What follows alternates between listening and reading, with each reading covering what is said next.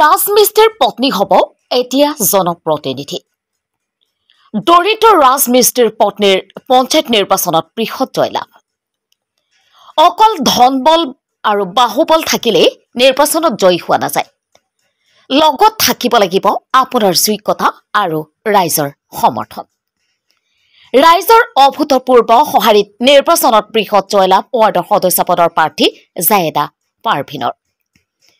আজিও যেন মানুহৰ মাজত মানৱতাৰ জীয়াই আছে তাৰে এক বাস্তৱ উদাহৰণ দাঙি ধৰিলে চেঙা সমষ্টিৰ অন্তৰ্গত ৮৭ নং আলুপতি মাজৰচৰ গাঁও পঞ্চায়তৰ ১০ নং ৱাৰ্ডৰ ভোটাৰ ৰাইজে। এগৰাকী অতিকৈ দৰিদ্ৰ প্ৰাৰ্থীক ভোট দি জয়ী কৰালে ৰাইজে। ৱাৰ্ডৰ সদস্য পদৰ প্ৰাৰ্থী জায়েদা পাৰভিনে পঞ্চায়ত নিৰ্বাচনত প্ৰতিদ্বন্দ্বিতা আগবঢ়াবলৈ হাতত নাছিলে পৰ্যাপ্ত ধন। তাৰ পিছতো প্ৰাৰ্থীগৰাকীক ৰাইজে আগবঢ়াই আহিছে ব্যাপক সমৰ্থন প্ৰদান কৰিলে বিপুল সংখ্যক ভোট। প্ৰাৰ্থীগৰাকীৰ স্বামী এগৰাকী ৰাজমিস্ত্ৰী আৰু ৰাজমিস্ত্ৰীক কাম কৰিয়ে কোনোমতে ঘৰখন চলায়। তাৰ পিছতো পঞ্চায়ত নিৰ্বাচনত প্ৰাৰ্থীগৰাকীক ৰাইজে দিছে অভূতপূৰ্ব সঁহাৰি। বিপুল সংখ্যক ভোট দি জয়লাভ কৰাই ৱাৰ্ডৰ সদস্য পদৰ প্ৰাৰ্থী জায়েদা পাৰভিনক।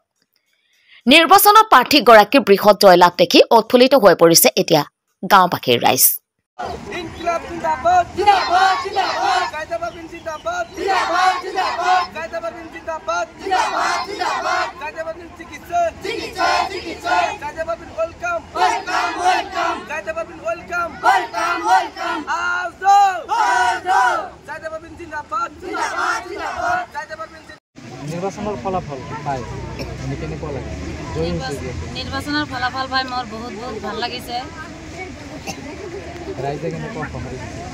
ৰাইজে বহুত সঁহাৰি দিছে মোক, ৰাইজে বহুত সঁহাৰি দিছে।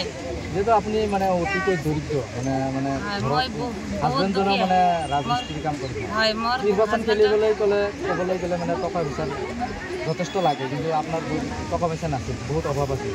আপোনাৰ বিৰোধী পক্ষ যিবিলাক প্ৰাৰ্থী আছিল তেওঁলোকৰ অজস্ৰ টকা আছিল, বহুত টকা আছিল, কিন্তু তাৰপিছতো আপোনাক ৰাইজে সমৰ্থন কৰিছে।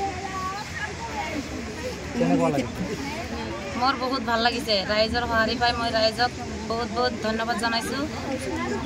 আজিও যে মানুহৰ ভিতৰত এনেকুৱা মানৱতা আছে মই ভবাই নাছিলোঁ। তেনে ৰাইজে মানে টকা চাই ভোট দিয়া নহয় যোগ্য ব্যক্তি চাই যোগ্য ব্যক্তি চাই মোক ভোট দি জয়যুক্ত কৰিছে। অহা দিনত কি কৰিব সমাজৰ উন্নয়নৰ ক্ষেত্ৰত?